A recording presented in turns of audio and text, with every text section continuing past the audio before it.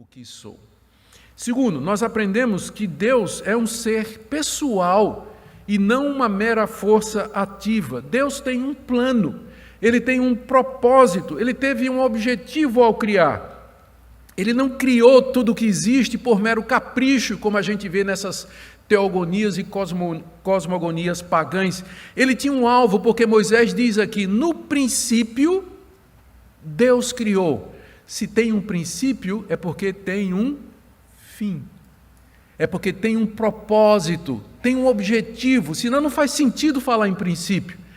No começo, Deus criou todas as coisas, mas Ele criou então com algum objetivo, porque se tem um começo, tem um fim. Logo, Deus não é uma força impessoal, uma força ativa que está operando no meio da criação.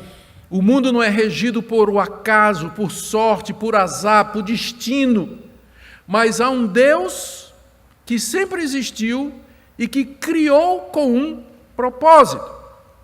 Terceira coisa que a gente aprende aqui, que esse Deus é todo-poderoso e autor do mundo. Tudo que existe foi criado por Ele. Essa expressão, no princípio Deus criou os céus e a terra, é a maneira hebraica de dizer a realidade.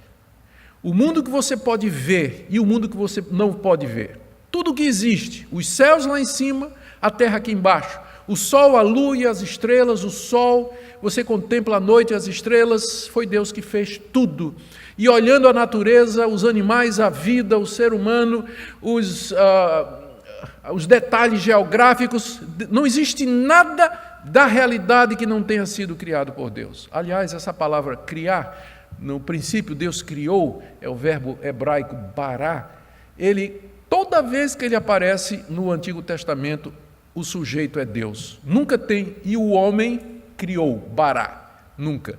Sempre é Deus quem cria. Esse tipo de ação é atribuída a Deus somente. Portanto, nós dizemos que Ele criou pela sua palavra, Ele criou pelo seu poder, e Ele criou tudo ex nihilo, é uma expressão latina que é usada para dizer do nada.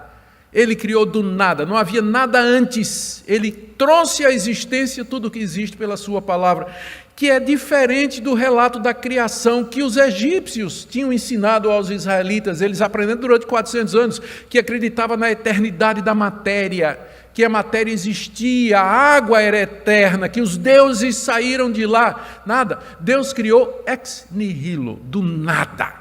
Só pela sua palavra Ele criou. Portanto, tudo pertence a Deus. E Ele pode dar a quem Ele quer. Ele salva quem Ele quer. Ele entrega a terra a quem Ele quer. Ele faz o que Ele quer com a sua criação, porque Ele é o Deus todo-poderoso. Aliás, o nome para Deus aqui, Elohim, é o nome que também é usado em toda a Bíblia hebraica, às vezes para Deus e às vezes para os deuses, inclusive é na forma plural, não está falando da Trindade ainda. Mas significa aquele que é forte, aquele que é poderoso. Esse é um dos nomes de Deus. O nome pelo qual Ele vai se dar a conhecer a Israel é Yahweh, que é o Deus da aliança. Eu sou o que sou. Mas aqui Ele é chamado de o poderoso, exatamente porque do nada Ele criou todas as coisas.